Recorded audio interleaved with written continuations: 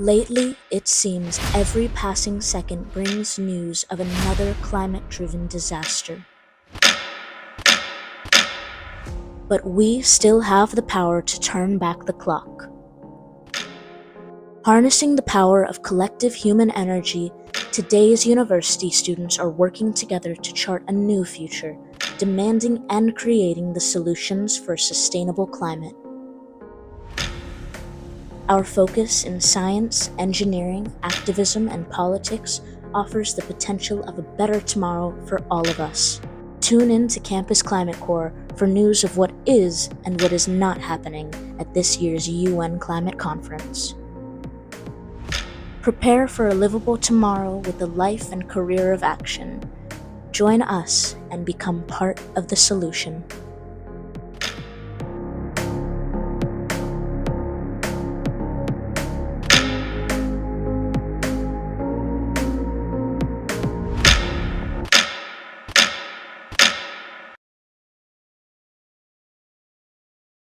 Ladies and gentlemen, I'd like to welcome you to Campus Climate Corps' Conference Day 2 COP27 briefing. Thank you, everybody, for joining us today. We really do appreciate it. We really do have a special guest that we're going to be welcoming on the program today. Returning, of course, we have Dr. John Capece and Esteban Rodofili, currently in Sharm el-Sheikh, Egypt, as we speak. Also joining us today will be Val Holly-Frank. I really want to make sure that everybody knows there is a live Campus Climate Corps volunteer monitoring all of the chats. So if you have any questions, please feel free to submit those at any point, and our volunteer will ensure that your question gets heard. So without further ado, I'd like to pass it over to Esteban. Esteban, what's going on in Egypt right now? And maybe tell us a bit about our special guest. Good evening, everyone. Finally, the conference has started. Today, essentially, it was a registration day, but tomorrow, the thick of the activity with the big shots will tune more on and on from the conference. But today, to begin, we have a special guest. We have Dr. Porzecanski from the University of Florida. His background is in genetics. He holds a PhD from the University of Cambridge. And as of now, his career has shifted towards natural resource management. And at the School of Natural Resources and Environment, his class is Natural Resource Management and Innovation Systems. So without further ado, Dr. Porzecanski, take it away. Thank you for having me. I will try to be very concise and try to imagine a few streams of thought that I think are important. I will concentrate my my little talk on three groups of subjects. The first one has to deal with what are in my view, the four main streams of action and thought and research that we should be emphasizing. And these four, in my view, have to take into account the following things. One, first of all, I think we have to recognize that this is going to imply the whole movement towards climate change mitigation will imply economic sacrifices and economic challenges. Without recognizing that, we may not be able to move forward. So that's the first one. The second one is disaster risk reduction. I think this is something that we need to incorporate as well. This may be somewhat of a gloomy prospect, but disasters are happening and they will probably continue to happen. So it is imperative that we focalize on the reduction of these risks. The third point about these four streams that I think should be taken into account is what I call social cohesion. And I talk about social cohesion in the face of what I said before, in the face of economic insecurity, in the face of disasters. That is that these are going to affect society at large. They are going to affect societies in many ways, in different ways, and in different places, with different kinds of urgencies. And lastly, from this first module that I wanted to express is environmental stewardship. We must not forget that even though we have an economic pathway that we have to take care of, we have disaster risk management, and we have to take care of social cohesion, the crucial aspect is to keep the globe, the planet, as a place where we can live, as a place where we can live in the most possible harmony that we can find. So these are I think, the four main streams of thought that I think are that should probably guide us in referring to the problem as a whole. So I will now try to go to my second stream, which is mostly about adaptive management. So I will now, in my second, if you wish, my second pillar of the talk, concentrates on what I would call anticipatory adaptation activities. And this is easily said and easily classified, but let's try to imagine that we have three big streams in regard to adaptation. There is, first of all, social adaptation. By social adaptation, I mean everything that has to do with the information we exchange, and also educational postures, in the sense that what we relate to each other is something that has to do, regarding climate change, with the search for solutions. And this search for solutions is, to a large extent, has to be seen as something that takes place among us people. And I think that's I think this has to stand out in terms of the information we exchange and the educational opportunities that we have. The second pillar of the anticipatory adaptation activity is institutional.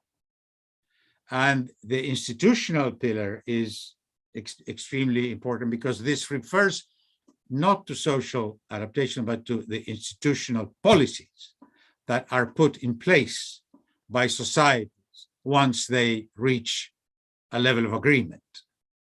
So this has to do with normative stuff. This has to do with legal stuff.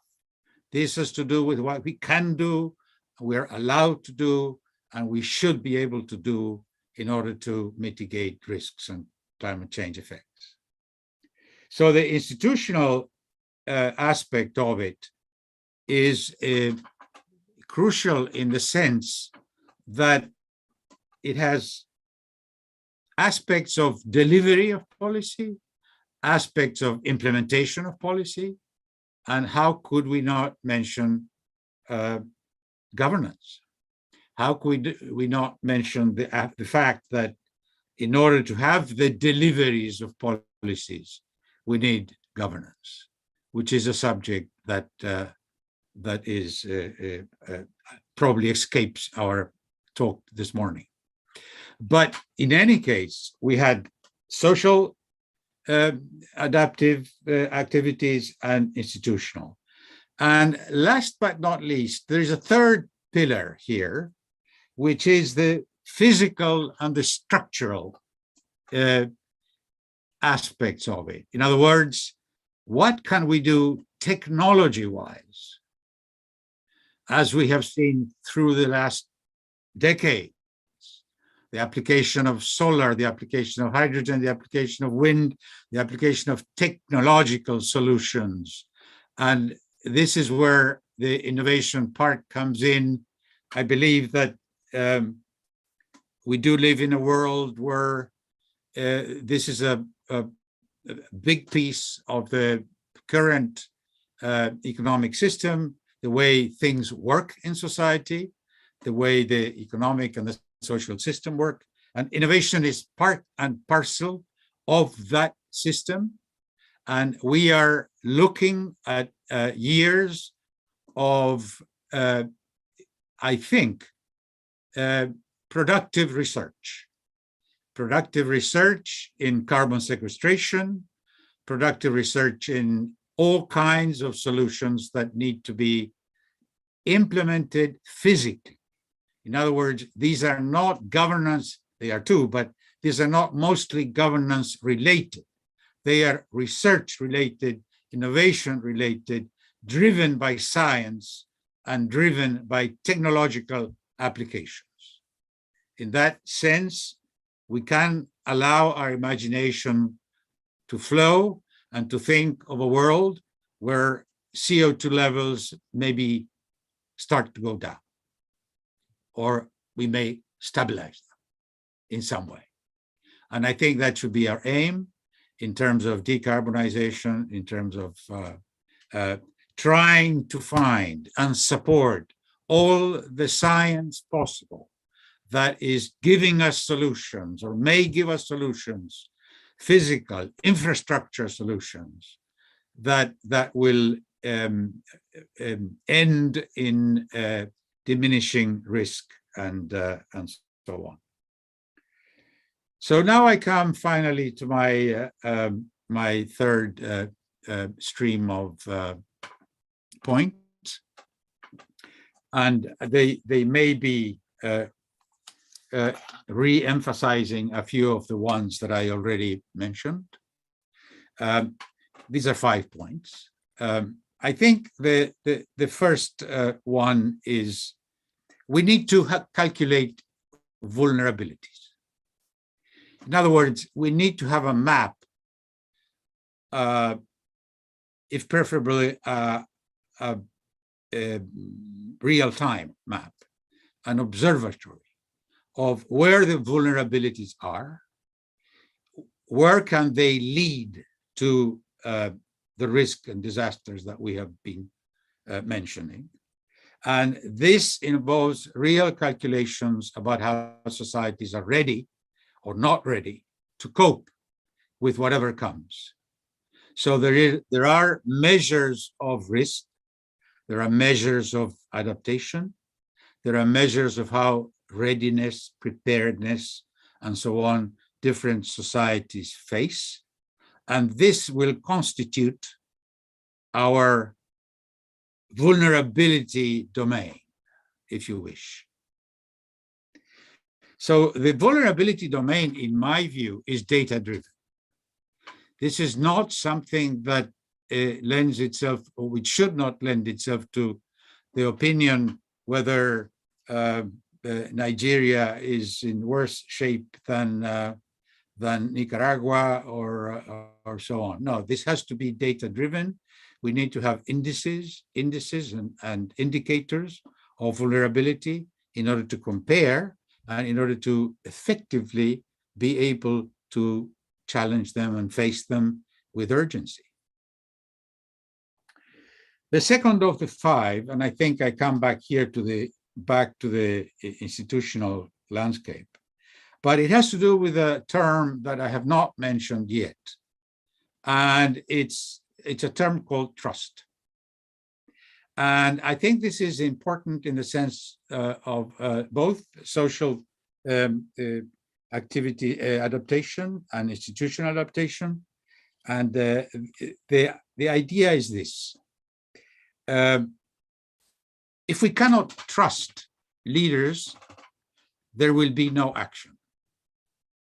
So it is imperative that we do trust and find that trust. So in that sense, I have seen some literature saying, written that knowledge and experience in the face of uncertainty is a weak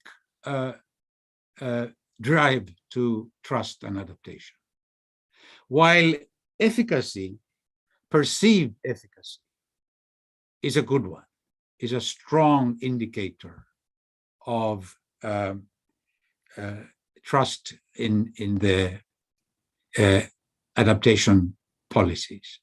So what I'm driving at is that within the realm of social anticipatory adaptation activities, we should lay some emphasis upon these questions of trust in leadership and so on, and find and be honest and be speaking about these things in terms of how the institutional landscape can effectively change. Number three, I call it power mapping. And power mapping has to do with what it says, which means where does power lie? Because if we don't realize, if we don't investigate, if we don't understand where power lies, then we will be unable to deliver any kind of transparency, any kind of dialogue, any kind of cross-sector communication. So the power mapping actually refers to the dialogue, which is crucial for governance and the other aspects. One of the other things, the fourth one before we continue, is what I call the policy cycle. This related, of course, to all of the above. I think we should recognize that there is a policy cycle that moves. It moves from the beginning where we have a meeting of stakeholders, and eventually it reaches a point after long periods or short periods of sedimentation, it reaches a point of delivery. So we do have some measure at the beginning of chaotic brainstorming policy alternatives, which end up, in the best of cases, having some real guidance and real delivery and the basic question of implementation. I will now go to my fifth, which is like a little 5-word poem, which are the strategies. And I think these are concrete. I come finally to my final word. And these are things like, and I came up with words like, in the face of climate change. Resist is one. Avoid is another one. Retreat is another one. Advance may be another one. And accommodate may be another one. So these are, you can see that my emphasis here is on how to visualize very punctual, concrete strategies that may be apparently contradictory because you can advance or retreat, but they are dependent upon actual factors on the ground. In other words, these strategies, for example, when I say resist, we are talking levees, we are talking dams, we are talking building walls for the ocean not to invade. When we are talking about accommodate, we are talking about looking at reservoirs, looking at things like drought, things like floods. How do we accommodate? What kinds of issues can we implement in order to do that? So I will now finish with this kind of overview of strategies. I deliberately pointed at resist and avoidance and retreat and advance and accommodate, because I think we have to be extremely flexible. In many cases, we do not know, we cannot predict what will happen here, at what time, in what scale. Therefore, my advice, my message, my takeaway message is, in the end, one of being careful of all the anticipatory adaptive action that I mentioned, but mostly about how do we best implement strategies that are that must be to our advantage, that may be apparently contradictory, but that need to be implemented as fits every and each place where vulnerabilities are identified. Thank you very much. Dr. Porzecanski, I think that was a really good presentation. I have a couple questions, one from the audience and one from myself, actually, and then I'll pass it over if anyone else in the Zoom call have questions for Dr. Porzecanski too. Thank you. My first question is essentially on how do you resolve two conflicting approaches, from your opinion, right? We have two maybe equal approaches on solving a problem, right? How do you resolve those two essentially? How do you propose solving, or how do you propose attempting to solve an issue when there are two proposed responses to that issue, and with respect to climate change? I don't think there is set out written in stone formula. I think the IPCC, let's go to the origins of where the data and the thing is. I think the IPCC is a good example of what in general is happening and needs to be done and needs to continue to be done. And that is a massive dialogue, data-driven, with lots of stakeholders who are experts and who update constantly our view and our predicament. And I think the only thing I would I can think of is it's not always that we have two. We may have more than two. But in the end, I think the science, we must double down on the science, double down on the predictive capacity of adaptations, and by doubling down, I believe that the data, the science, will become the norm. Mm-hmm. Absolutely, thank you. Anyone else on the Zoom call have other questions for Dr. Porzecanski? I have a question. Yes. I noticed that you co-authored a paper with Mark Brown on adaptive management, and Mark basically continued on the program of HT Odum, which establishes an entire framework for looking at these sort of issues. I'm wondering how the HT Odum approach, the Emergy, the systems ecology approach informs your perspectives on this climate crisis? I think to a large extent it does. What the Odum Center here at the University of Florida, Phelps Lab, and the Emergy with an M idea is I would like to say that it is a very dear idea to us.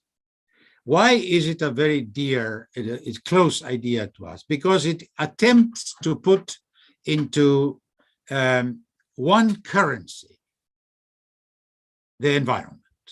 In other words, what we are trying to do with the Emergy framework is to derive from solar energy, which is what we are having, is to have one currency for each and every phenomena that we can think of. We can think of agriculture, we can think of energy generation, we can think of water management, and these kinds of issues can be analyzed through an Emergy framework.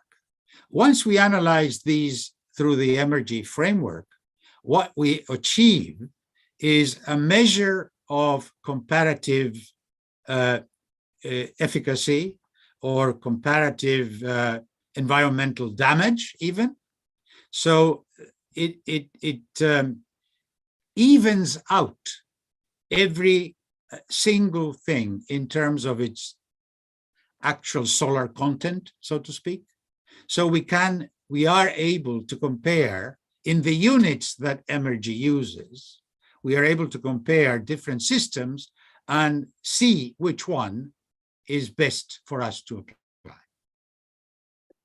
As a follow-up on that, given the critical importance and centrality of this concept to the overall climate crisis and our assessment and our solutions, why do you think that, from my perspective, it appears that the University of Florida hasn't really invested in that program and developing that capacity when it's of global significance, and University of Florida has a unique role to play and contribution to make to the world on this issue?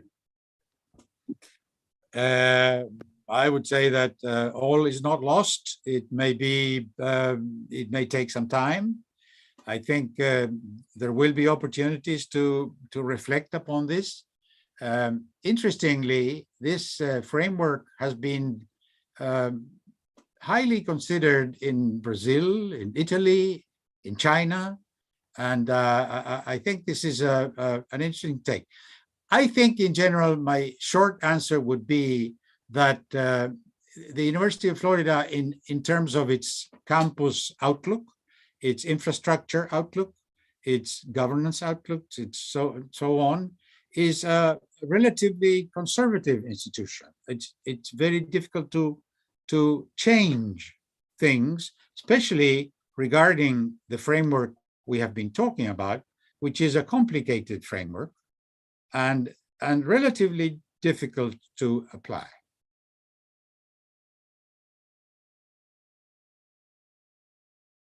Does that make sense?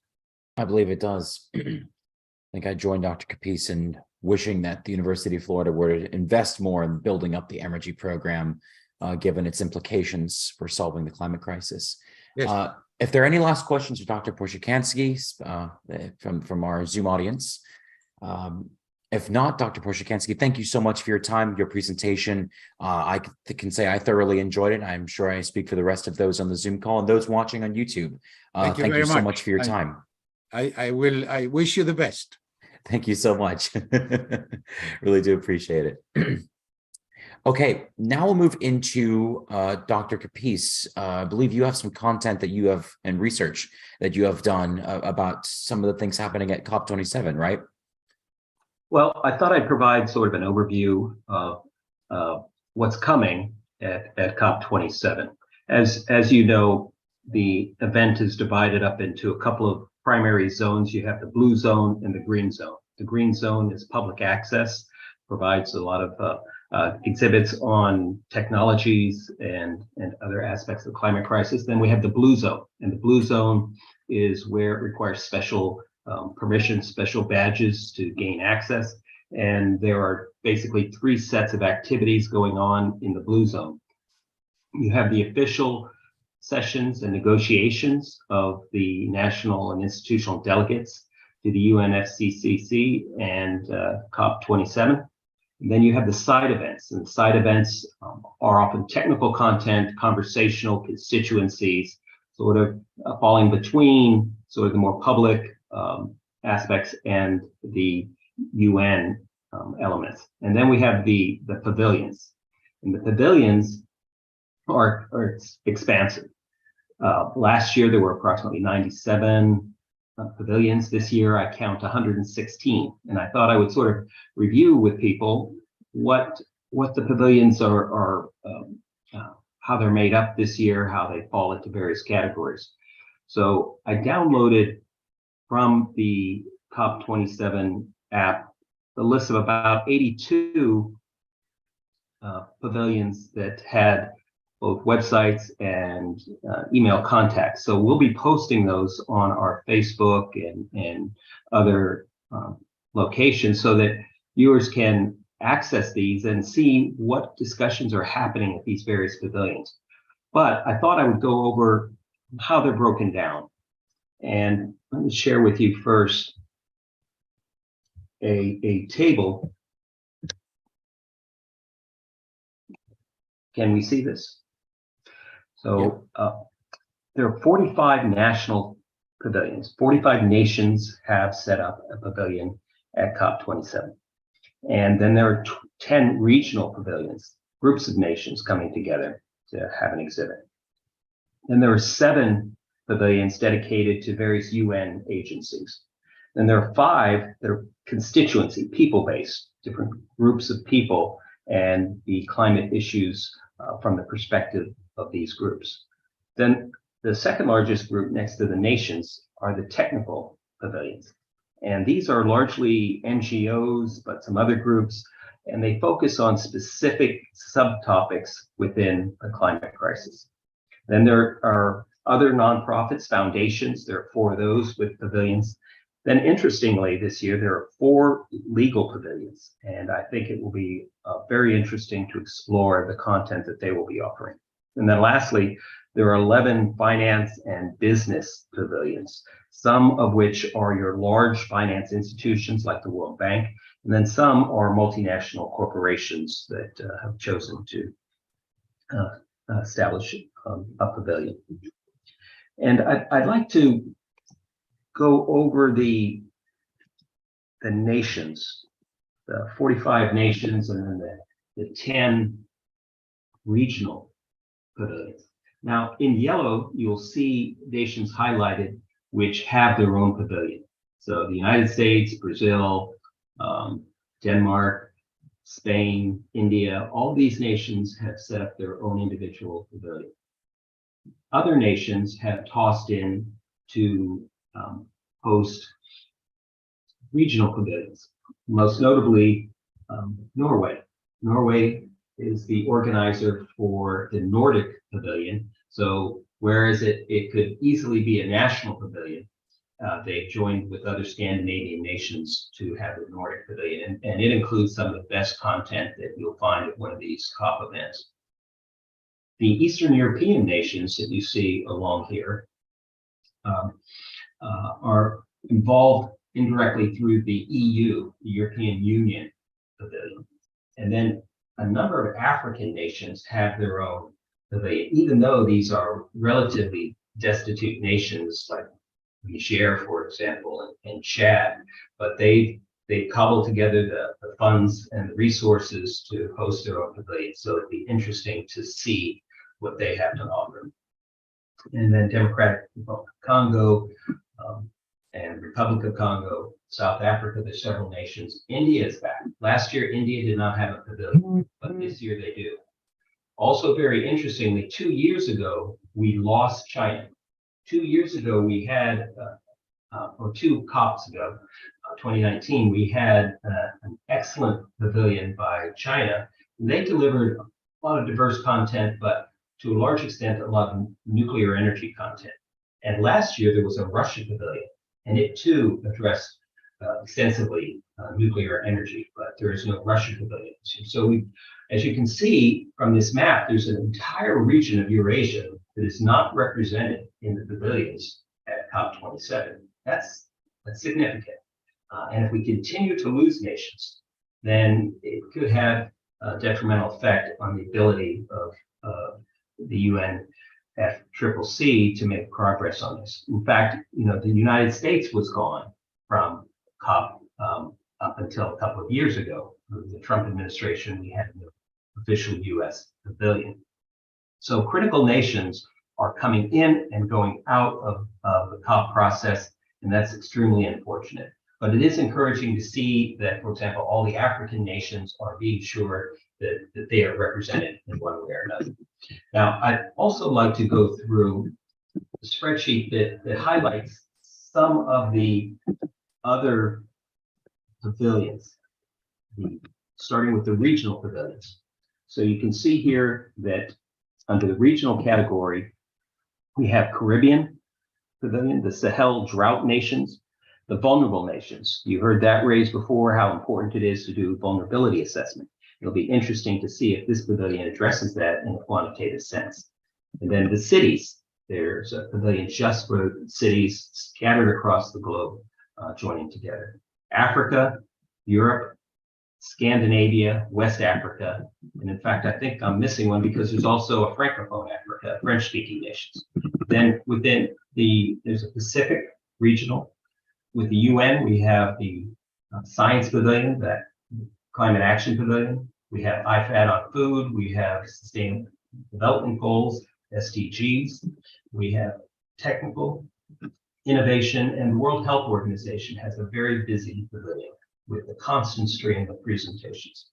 Now, the spreadsheet that we'll post will allow you to access remotely. For example, the US Pavilion has a YouTube page where they post all of their presentations, so you can absorb the content from the entire US Pavilion, and many of the other pavilions will be doing the same. On the constituency, we have Indigenous, youth, children, labor, and another youth. On technical, they run the full range: forestry, energy, counseling, nuclear, sustainability, lots of energy, oceans, agriculture, water. So quite a few of the technical. On the legal side, eco side, human rights, and Amazonian, then a climate justice pavilion. On the business, on the finance and business, we have various funding agencies and investment groups. And one of the largest is the World Bank, but notably, there's quite a few oil producing nations with some of the most elaborate and covering huge amounts of area within the footprint of COP27. And OPEC even has a pavilion here. So the oil producing nations are well represented, and it'll be interesting to see what sort of dynamic that introduces into the process. So, Rob? I do have a couple questions, actually. The first one being, can you tell that the oil producing nations have as large of a presence in Egypt as they did in Glasgow? Or have you not been able to tell that yet? Oh, it's larger. It's larger. It's definitely larger. You can tell. If you just look at the footprint, the amount of money they've invested in these pavilions, the Emirates, Qatar, Kuwait, Saudi Arabia. Saudi Arabia appears to have, as far as square footage, perhaps the largest pavilion. Mm-hmm. Wow, that's pretty insane, honestly. They keep getting bigger every year, almost like our climate issues. Okay, any other commentary on this from either the YouTube or those in our Zoom call? One thing I'd like to point out is that there's also an interesting dynamic with Russia. Last year, there was a Central Asian pavilion that included the nations of Kazakhstan, Uzbekistan, Turkmenistan, and Kyrgyzstan and Tajikistan. They're not here this year. Tajikistan, however, has a national pavilion, which is unusual because Tajikistan is a very small country, listed as one of the poorest nations on the planet, 7 million people. They, however, have decided to have a pavilion. And I'm curious, if some of the politics involving Russia and Ukraine have spilled over into Central Asia, and perhaps maybe that's contributing to the absence of most of these nations.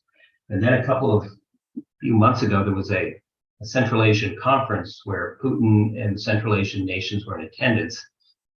And of course, Russia typically dominates this group. But the Tajik president made a point of giving Putin what I would call an earful and criticizing the conduct of Russia relative to Tajikistan, characterizing it as failing to show sufficient respect for the nation of Tajikistan. So there may be a dynamic there going on that contributes to both the other Central Asian nations not participating and Tajikistan still participating. But regardless, it's unfortunate to see this region of Eurasia expanding where they are not participating in the COP process. It's a critical area to have both Russia and China involved, just as it's essential to have the US involved. And we need to reverse that trend one way or another. I agree completely, given between the two of them, they do comprise a vast majority of human population, or a vast part of human population. I am glad to see that India is back, though. I know that they made some commitments last year that they were going to reduce their carbon budget to zero by 2070, which still puts us way beyond the line of where we should be searching for. So hopefully maybe this year they will strengthen their NDCs. And instead of hitting that 2070 goal, maybe try to shoot for something a little bit lower. But even though their population is still increasing, at a vast rate. Okay, any other thoughts and concerns on those issues? I think pretty good content so far. If not, we'll move into one of our interviews that we did over at COI, done by our own Esteban. So begin to here. Hopefully shows up for everybody. We're here today from COI with a group of young climate activists from different university campuses in Taiwan, Singapore, and Japan. Would you like to present yourselves and tell us which country are you from and which campuses are you from? Hi everyone, I'm from Taiwan. I represent Taiwan Youth Climate Coalition. I'm the deputy head of our COP27 delegation. My name is Ellen, and I'm from National Taipei University in Taiwan. Don't worry. Hello everyone, I'm Regina Zhang, and I also come from Taiwan Youth Climate Coalition as the head of COP27 delegation, and I just graduated from National Taiwan University. Congratulations. Thank you. Hi everyone, my name is Dorcas. I'm from Singapore, representing Singapore Youth for Climate Action, and I'm a climate artist and storyteller, and I'm representing National University of Singapore. Hi everyone, I'm Yuzu from Japan. I am a member of Climate Youth Japan, and now I'm in the 3rd grade of my bachelor, and I belong to Tokyo University of Foreign Studies. Hi, my name is Haruki Yamamoto. I'm also a member of Climate Youth Japan. We call it CYJ. I'm a student at Waseda University in Japan. Hi, nice to meet you. My name is Hiro. I'm also from Climate Youth Japan from Japan. Now I'm the 1st grade university student of University of Tokyo in Japan. Nice to meet you. Thank you. So can you tell us a little bit about the core mission of your organizations within your campuses? We'll start this way again. Sure. So Taiwan Youth Climate Coalition has long been devoted to climate education and climate youth networking initiatives in universities in Taiwan. For example, we have a special initiative, like we train the club leaders from different universities regarding the sustainability and climate change school clubs. And I think I can pass on to our head. Sure. Sure. Thank you. So like for the youth networking, we also have some workshops like engage like university students to let them know what is going on our Taiwan's policy agenda. Like we are in 2020 we have an act talking focuses on Greenhouse Gas Management Act, and we are going on the amendment of that. So we train the students to let them know what is happening, and now the act is like in our legislation, like so. We hope that our Taiwan's government can like pass it and to have a more like comprehensive act to address climate change. Fantastic. And from Singapore. Yes, for Singapore Climate Action, we're a completely youth-led and volunteer-run organization, and we focus on capacity building workshops for Singaporean youth in order to engage with things like climate policies. So recently we held like 2 climate policy workshops in order to give fellow youths an overview of how the parliamentary process works and how they can engage further with politics and environmental issues in Singapore. Brilliant. And from Japan? Before Anthony, can I ask a question? Of course. Should we talk about the activities of CYJ or the activities of my university? Which one? Oh, we'll get to your university eventually. But on My the next question, university. let's go first for the activities of your organization. Your organization. Okay. Should I? Yes, you can. So we CYJ are not like until now we are not collaborating with some schools or universities, unfortunately, but we do enlighten, I mean, raise awareness of Japanese youth about climate change. And regarding that, we hosted an event, online event, which was called like youth COP preparatory conference, which was online, and the target was from elementary school students to university students. Fantastic. Then the follow-up question is, within your campuses, have there been particular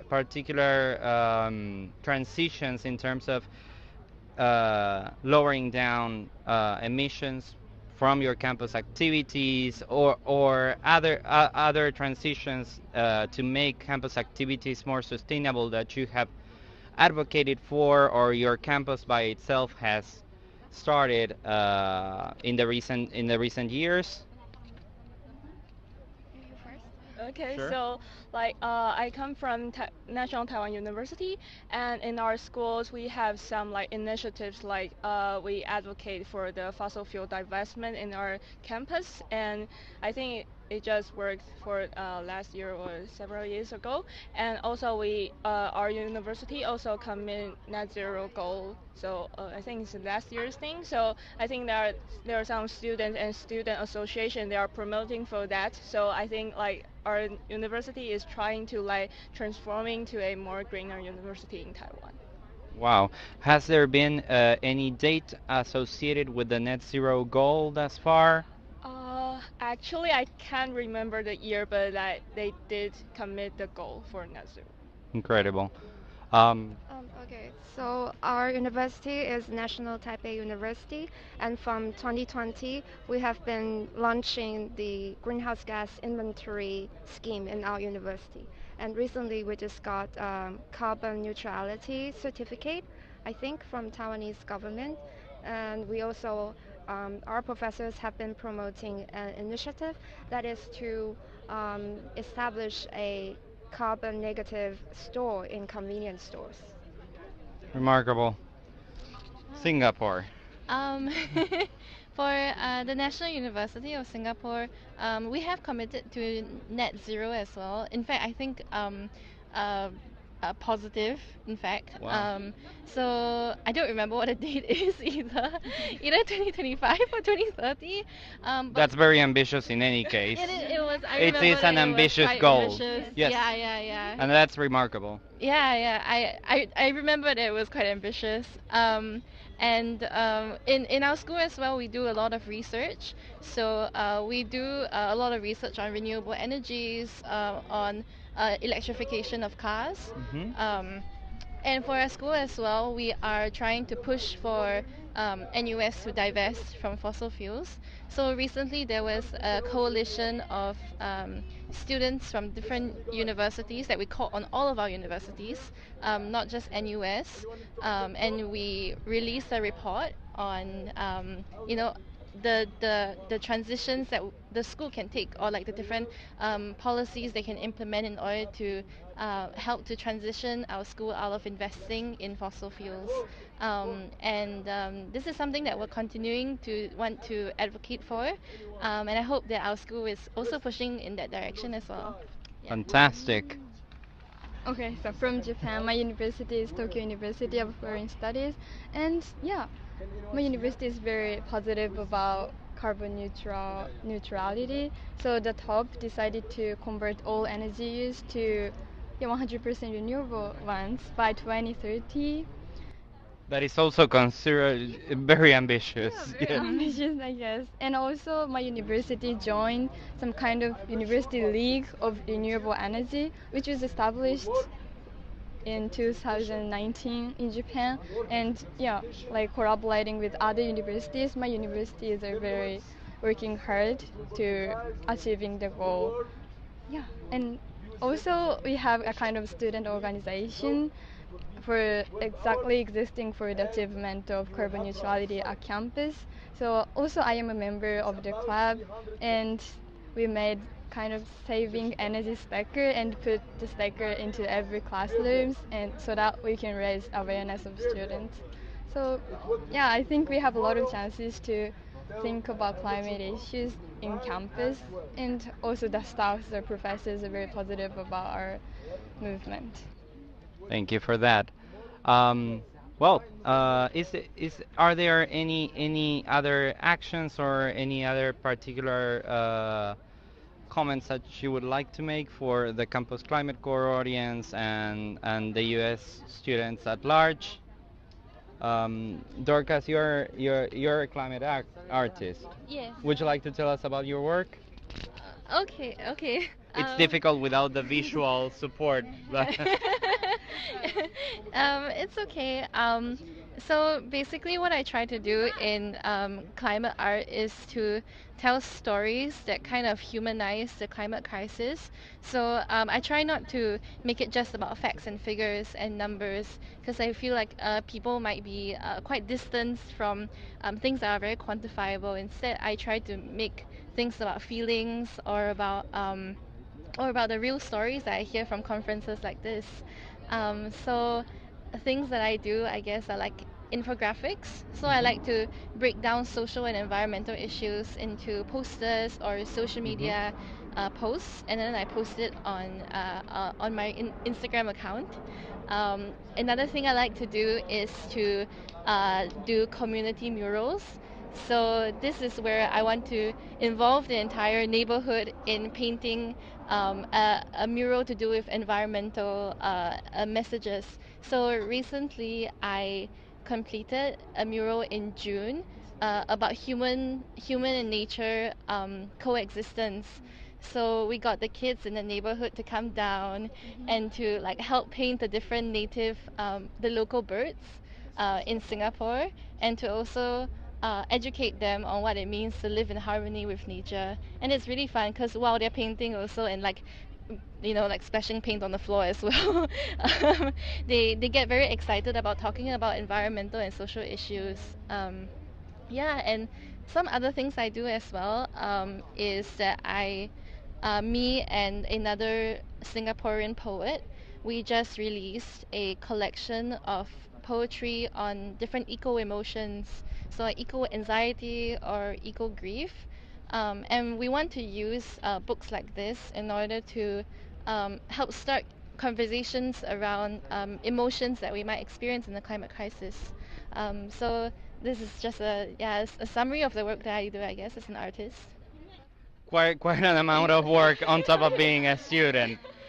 Well, thank you very much for being here. Thank you very much for coming. Any other comments you would like to add? I just want to add on her comments is we also believe that the power of words or visual arts, because in our organization we also has a project called climate fiction. So we are designing a future about what we are going to face when we did nothing for climate change when it comes to 2050. So maybe we had a postcards designed, and in the postcard we draw many famous tourist spots in Taiwan maybe will be underwater if we did nothing for climate change. So I think that's the power of visual art, that maybe beside from the workshops or the delivery of knowledge, maybe we can have other ways to also educate the public about the issue of climate change. Thank you very much. Thank you all for participating. Done a wonderful job as always. I think those students were a great example of maybe what the youth is doing around the world and how we're able to showcase that through Campus Climate Corps with interviews like this. Okay, we're almost hitting the hour note. So is there any last comments anyone would like to make regarding COP27? Any thoughts, ideas, and maybe a message for tuning in tomorrow? I was pleasantly surprised by these students really and their parallel organizations around their campuses, and essentially their talk became a hub for other organizations just such as ours. One point that Regina wanted to clarify is that her campus committed to carbon neutrality as opposed to net zero, and as if this crisis wasn't difficult enough, there is the difficulties in terminology that is not homogeneous, not always shared, and conventions loosely established, but essentially carbon neutrality sometimes is referred to as a neutrality in terms of CO2, whereas net zero is at times, not always, used to refer to actual net zero emissions of any greenhouse gas, such as nitrous oxide.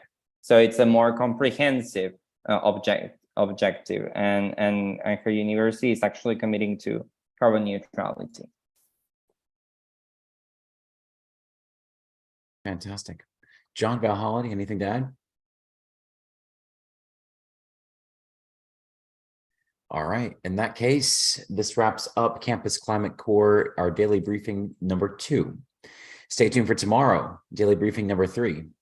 I think we're gonna have some excellent content coming your way. Great photos, great pictures. Our folks on the ground are going to be making sure that you have the content you need.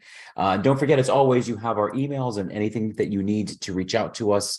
Any questions regarding COP, please feel free to reach out. If you would like us to capture anything specific in Sharm el-Sheikh, Egypt, please do feel free to reach out. And until tomorrow, I wish you all a great one. And then from Sharm el-Sheikh, Egypt, our team says goodnight as well.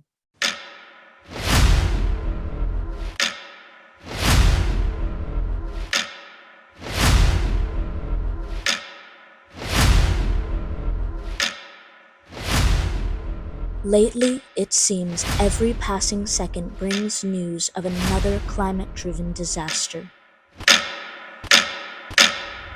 But we still have the power to turn back the clock.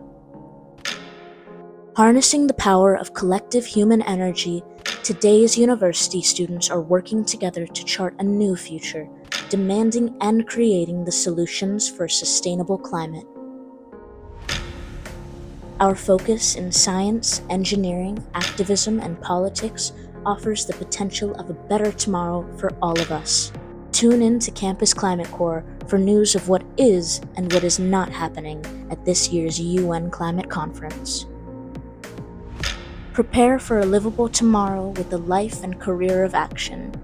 Join us and become part of the solution.